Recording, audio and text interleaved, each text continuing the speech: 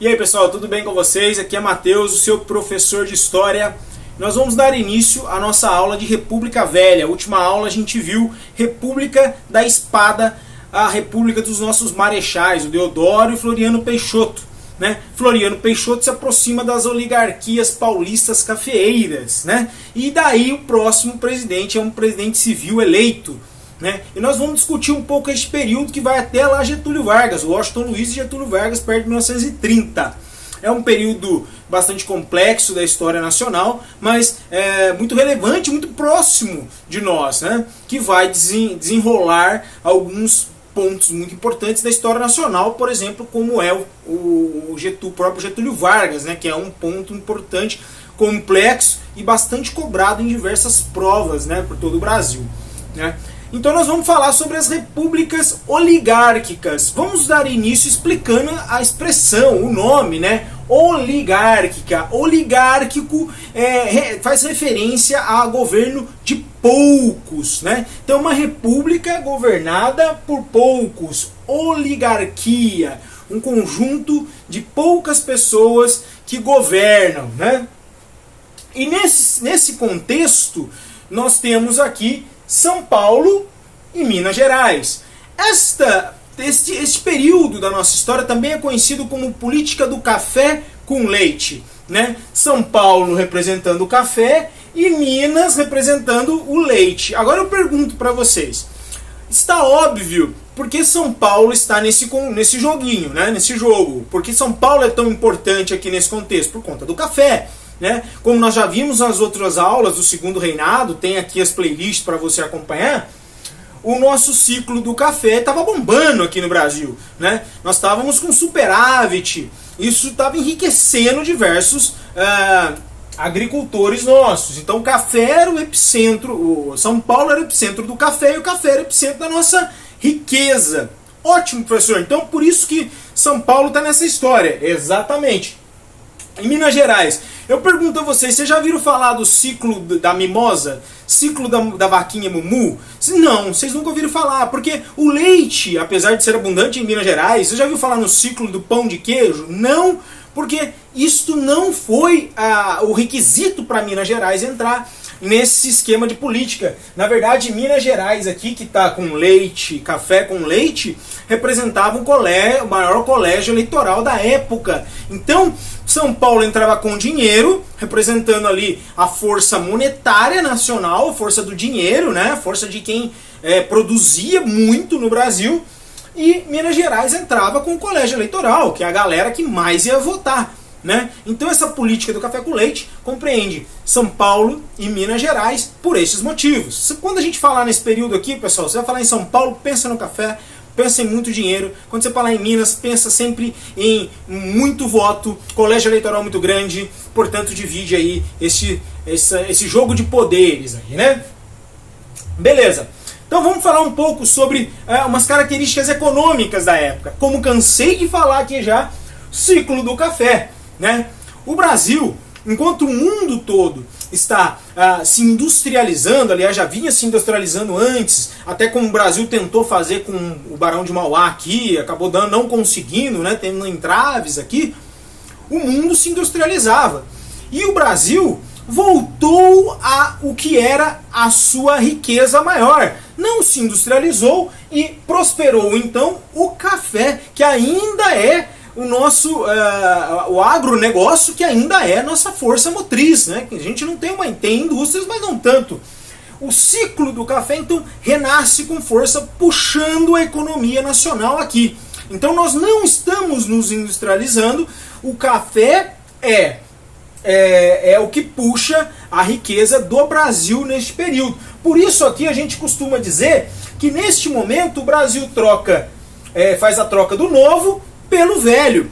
Enquanto o mundo se industrializa, o Brasil vai para a matéria-prima, vai para as fontes primárias de produção, para a exportação de matérias-primas para os outros países.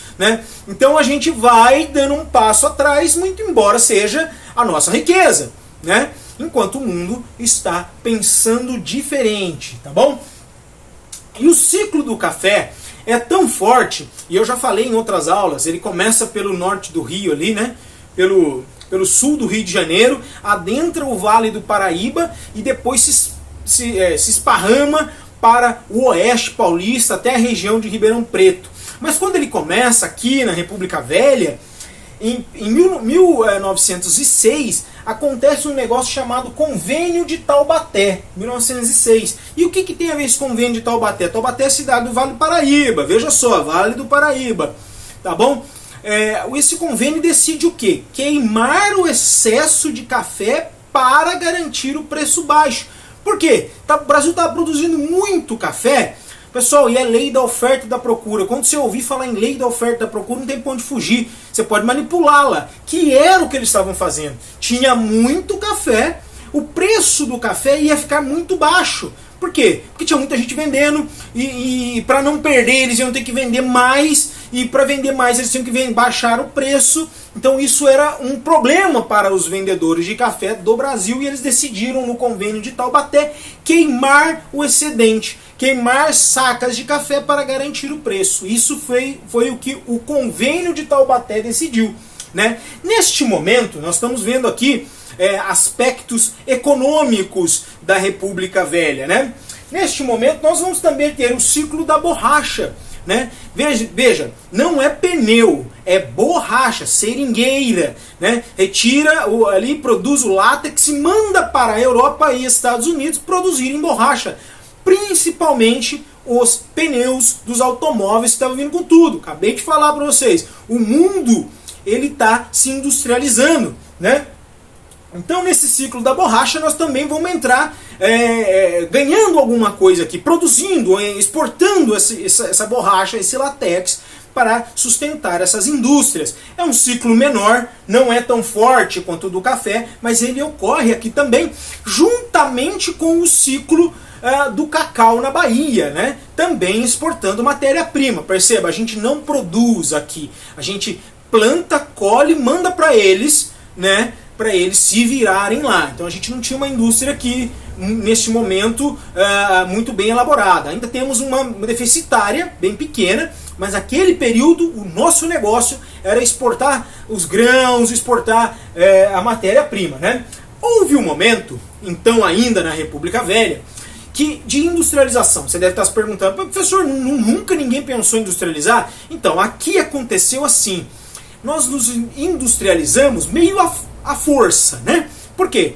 Porque na Europa acontecia um negocinho chamado Primeira Guerra Mundial. E antes da Primeira Guerra Mundial, existia um período chamado Paz Armada. Tá nos cards, tá nos vídeos, eu já fiz vídeo sobre isso, né? Então o que é a paz armada? Tá todo mundo em paz, bonitinho, tomando seu refrigerante, assistindo os seus filminhos, não tem Netflix, né? Enquanto isso, os países na verdade estão se armando. Por quê? Porque eles percebem que o poderio militar garante a eles a autoridade. Então tá todo mundo fazendo canhão, fazendo arma, fazendo míssil, e se preparando para um negócio aí. Isso antes da Primeira Guerra Mundial. Então as indústrias europeias começam a diminuir o ritmo de produção de outros produtos para fazer produtos bélicos. Que é produto bélico, professor? Produto para guerra, entendeu? Fuzilzão, né?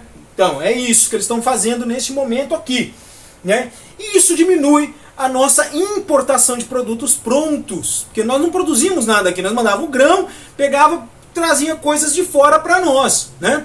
Então aqui nós começamos a necessitar, perceba que nós vamos começar uma industrialização por necessidade, né? E depois, no período de Primeira Guerra Mundial, então nós vamos ter que se virar, porque está todo mundo se matando e destruindo tudo na Europa, né? Então nós vamos começar uma industrialização, um negócio que a gente chama de surto industrial. Por que surto, professor? Surto é aquele negócio que dá do nada, de repente, né? E não tem, assim, não foi planejado, foi um surto, né? Quando a gente fala em epidemia, esse tipo de coisa, tem um surto de uma doença porque foi assim, esparramou, foi do nada, foi muito rápido. Foi assim, nós precisávamos, né, aprender a nadar porque a água bateu em nossos glúteos. Substituição da importação. Foi o que aconteceu, nós não tínhamos mais como importar, né? Então a gente começou a produzir. E quem produzia? Pessoal, quem tinha dinheiro? É só somar 1 mais 1, não é matemática, professor, mas é a mesma coisa. Quem tinha dinheiro? Repete comigo. quem vendia café. E quem era forte? São Paulo. Então as primeiras indústrias nascem do dinheiro que era vendido do café e reutilizado para produzir uma indústria de necessidades aqui do país. Então, por isso também as primeiras indústrias nascem em São Paulo. Está explicado um pouquinho desse crescimento, dessa pujança do estado de São Paulo em relação ao resto do país. Isso que não faz muito tempo, pessoal. Um pouco mais de 100 anos, né?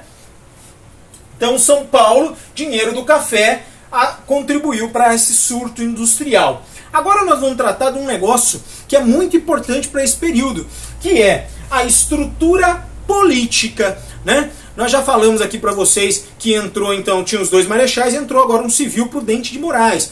Aqui, pessoal, o esquema de voto vai garantir alguns privilégios. Vamos observar aqui, certo?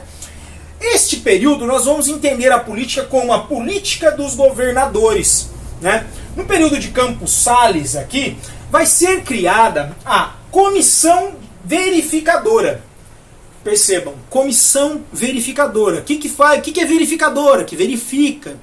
Qual que é a ideia da comissão verificadora? Evitar fraudes. Beleza, essa era a ideia. Mas não era isso que ela fazia. Vamos olhar qual era a estrutura da política dos governadores. Vejam só. Aqui nós temos um governo central, São Paulo, Minas Gerais, tá? E este governo central, ele tinha essa comissão verificadora para garantir um governo estadual ligado à oligarquia, certo? O que são as oligarquias? Os grandes produtores de café, os grandes proprietários de terras, pessoas mais influentes e ricas de um determinado lugar, né? E entre o governo e o candidato a governo estadual, existia um negócio chamado degola. E quem que degolava? Degolava cortar. Quem que cortava? A comissão verificadora. Por quê? Chegava lá um candidato e falou o seguinte: eu quero ser governador do estado. Chegava lá, e como é seu nome, meu querido? Meu nome é Zé da Silva. Zé da Silva, não tem nenhum coronel com esse nome aqui. Não tem ninguém com terras com esse nome aqui. Você não tem o documento certo. Tirava o cara. Entendeu? Porque o que eles precisavam garantir era que o governo dos estados fosse ligado às oligarquias. Por isso essa república vai ser conhecida como república oligárquica, né? Então a comissão verificadora mandava a degola, né? O governo estadual era instituído por um nome do sujeito da oligarquia, né? O plantador de café, o candidato dele, o sujeito que é da família tal, entrava. Beleza, entrou? Ótimo. O que ele fazia? Ele, o governador, como se fosse ali o sujeito que imperava no lugar, ele dava liberdade de ação para sujeitos conhecidos como coronéis. Já viu em alguma novela, algumas novelas antigas mais mostravam isso, um sujeito que parecia um cowboy brasileiro, né? Chapéu e tal, com coisa ali, mandava no seu jagunço, sempre tinha jagunço, o sujeito coronel, né? E ele era também proprietário de terras e comandava a localidade aonde ele era o coronel, né? Uma vila ele mandava, né? Então, através dessa liberdade de ação que os governadores davam para os coronéis, veja só, o coronel mandava em determinada localidade, né? Ele era um cara que tinha muitas terras, portanto tinha muitos funcionários. Os funcionários, se quisessem continuar trabalhando, né, obedecia a ordem do coronel. Beleza.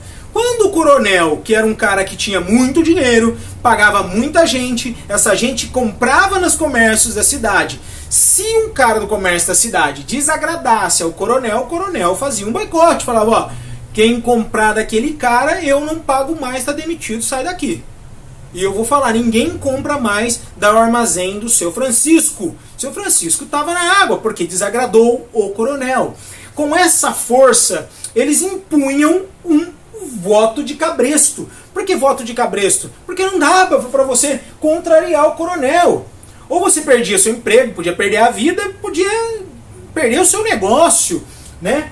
Então, e o voto, mas professor, é só ficar quietinho e ir lá votar. Não, porque o voto não era secreto, a gente já falou sobre isso. O voto era aberto, ninguém levantava a mão e falava assim, vou votar em fulano. Agora pensa você chega lá e fala assim, eu quero votar no candidato B. O coronel falou para votar no candidato A. Você chega lá na frente, tem o A e tem o B. O sujeito está anotando, pergunta, em quem você vai votar? Você fala, eu vou votar no B. Ah, é lógico que é no A, eu não sou bobo. E o cara indica o A, entendeu? Então era esse o sistema. Governo central, degola para garantir que existiam só candidatos da oligarquia, liberdade de ação para os coronéis, né, ameaçarem, fazerem pressão sobre a população. Este voto é o voto de cabresto, porque eu garanto que todo mundo está aqui, ó, se não votar, eu puxo. Quem que você quer que vote? Cabresto, você puxa, vai, você solta, você puxa, está garantido, está na mão do coronel, e o coronel está aliado ao governo estadual, às oligarquias, né? Este grupo de coronéis, aonde o coronel comanda, esse número de votos a gente chama de curral eleitoral. Curral eleitoral, curral onde põe o gado, certo? Exatamente, né? Ali está o gado, então ele está dizendo assim, aqui eu confino os meus eleitores, naquele lugar eu tenho, ali é comigo, o que eu falar é lei. O curral eleitoral é isso, pessoal, tem lógica, tranquilo, é só guardar. Degola, governos das oligarquias, liberdade de ação, coronéis. O coronel manda um voto de cabresto. Aonde que o coronel guarda os seus eleitores? Num curral eleitoral. Exatamente, curral eleitoral que garantia os votos necessários para quem ganhar? Os oligárquicas. Os oligarcas aonde? São Paulo e Minas Gerais, que acabavam se revezando nesse poder. Então é isso, fazia esse sistema vivo. Esta era a característica da República Velha. Fazendo uma revisão rápida então, Minas e São Paulo, café com leite. São Paulo dava café, Minas dava voto.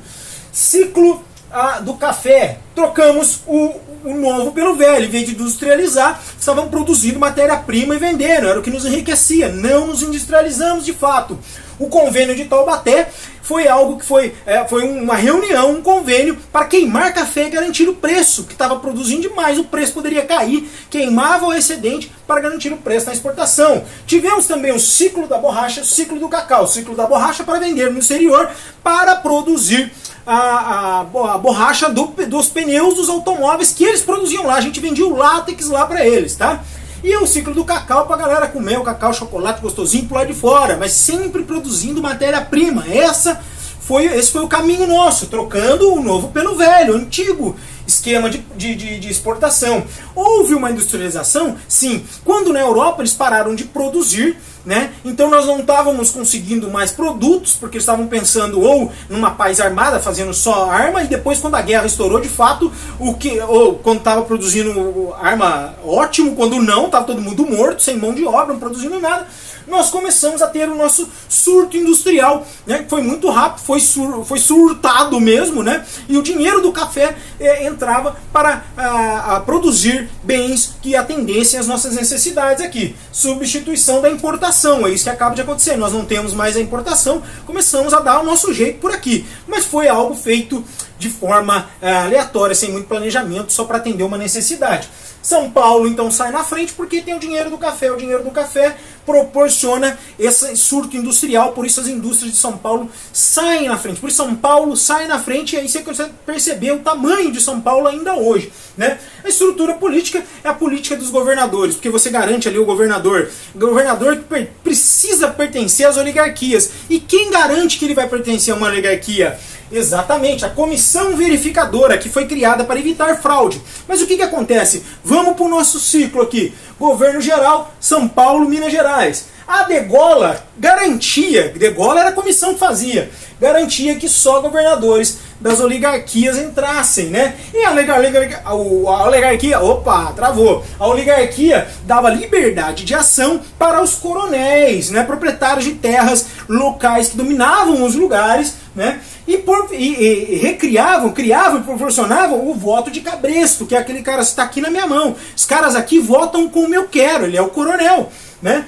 E este local onde os eleitores estão, conhecido como curral eleitoral, né? Então esse é o esquema da nossa República Velha. Vamos ainda ter outras aulas com outros temas, vamos falar dos presidentes e vamos dar início aí, ou melhor, dar continuidade às nossas aulas de história.